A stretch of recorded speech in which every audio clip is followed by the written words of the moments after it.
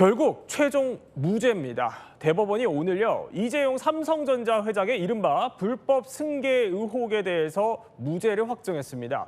검찰의 삼전 전패 책임지는 사람이 없다, 이런 지적이 나오는 이유 한번 들여다보겠습니다. 허주연 변호사, 일단 1심, 2심 마찬가지로 19개 혐의 전부 다 무죄였어요. 그렇습니다. 사실 어떻게 보면 예측됐던 결과다라는 생각도 듭니다. 왜냐하면 대법원에서는 기존에 확정된 사실심의 사실관계 판단을 뒤집을 수는 없고 법리 적용에 문제가 있는지만 보거나 체증법칙 위반이 있는지만 봐야 되는데 이런 내용이 없다라고 최종적으로 판단을 해서 무죄가 확정이 된 겁니다. 검찰이 처음에 의심했던 혐의는 이재용 회장이 경영권을 부당하게 승계하기 위해서 이 이재용 회장이 지배력이 높았던 삼성 제일모직 주식 하나의 가치를 삼성물산과 합병하면서 세계와 맞먹는다고 봤던 거예요. 그러니까 제일모직 신주하나로 삼성물산 주식 3개를 맞바꿀 수가 있다라고 본 겁니다. 그런데 그때 당시에 사실 제일모직 주식이 너무 고평가된 것이 아니냐 이런 비판들이 있었거든요. 이게 다 이재용 회장의 경영권을 승계하기 위한 목적으로 제일모직 주가를 부풀리기 위해서 시세 조정을 하거나 허위 정보를 퍼뜨리거나 분식회계를 했다. 이렇게 지금 검찰이 의심을 했던 건데요.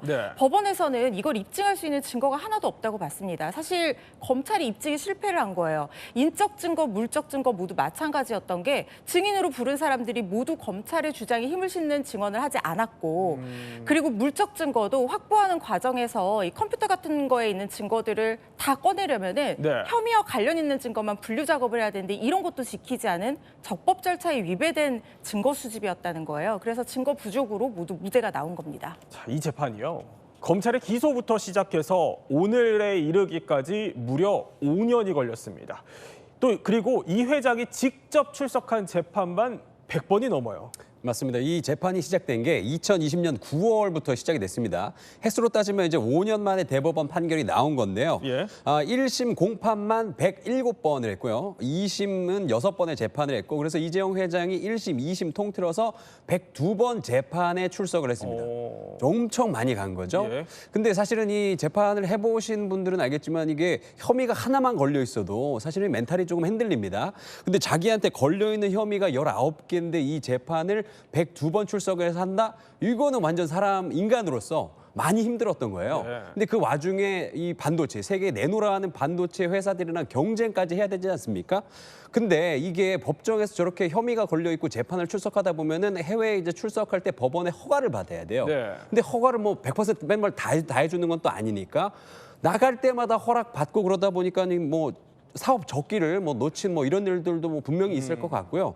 아무튼 간에 이번에 5년 만에 이렇게 대법원 판결이 나와서 이 삼성 입장에서는 한시름 났다, 이렇게 볼 수 있습니다. 그렇군요. 자, 이렇게 수년간 재판이 이어지는 사이에 삼성 위기론도 여러 번 불거졌었죠.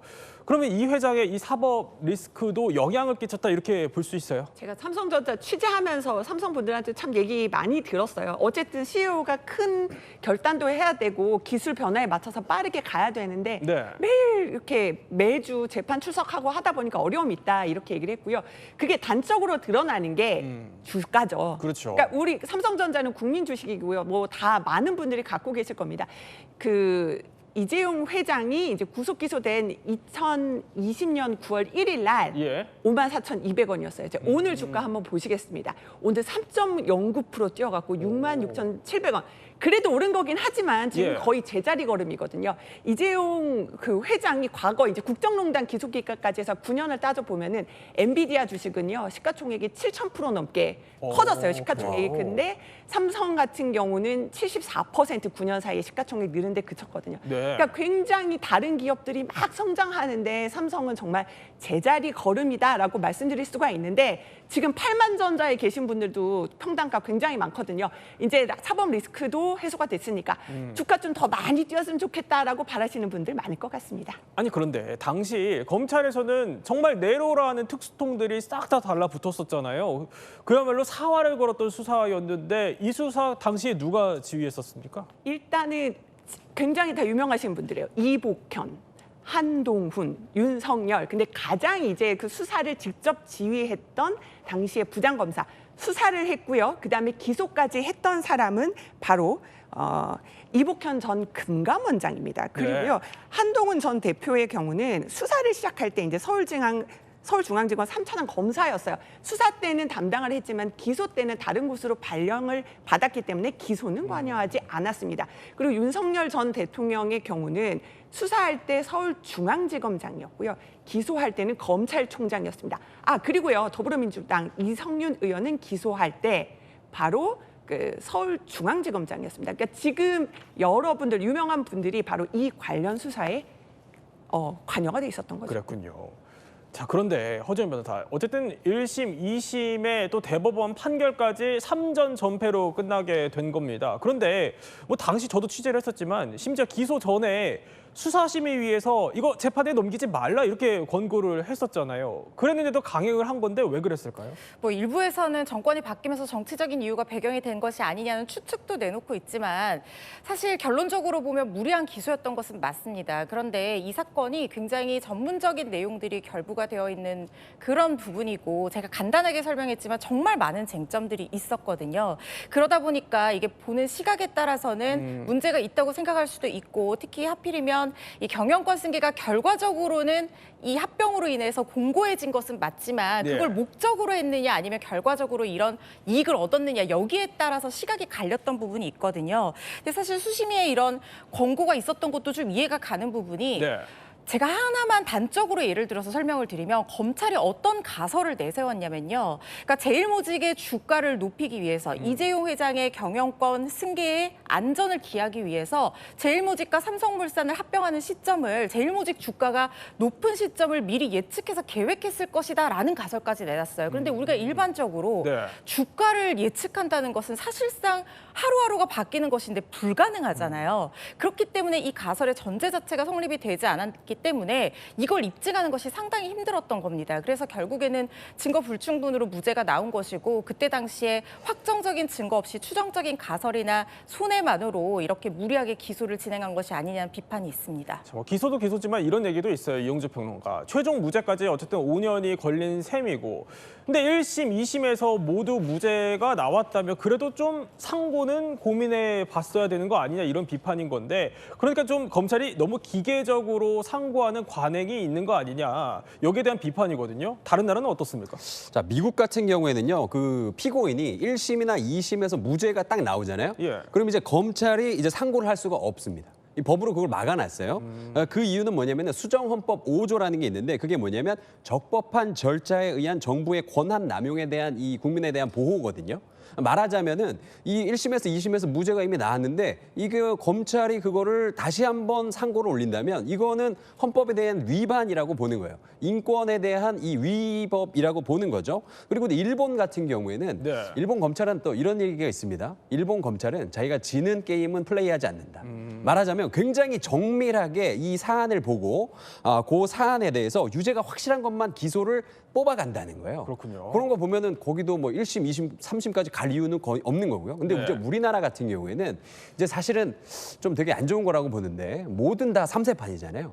가위바위보도 3세판이고 저런 법정 싸움도 무조건 대법원까지 3세판으로 가고 그러다 보니까 이게 기계적으로 무조건 대법원 가야 이게 공정한 판결이 나온다라고 생각하는 뭔가 이 국민의 그 마음 같은 게 있기 때문에 이런 일들이 생기는 게 아닌가 이렇게 보고 있습니다. 근데 또 이용재 평론가의 개인 의견이라는 점.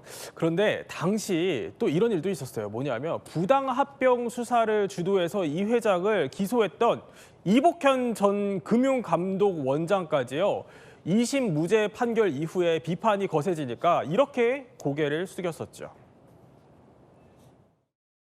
각종 거짓 정보를 유포하고 불리한 중요 정보는 은폐하였으며 다양한 불공정 거래 행위를 조직적으로 자행하였습니다.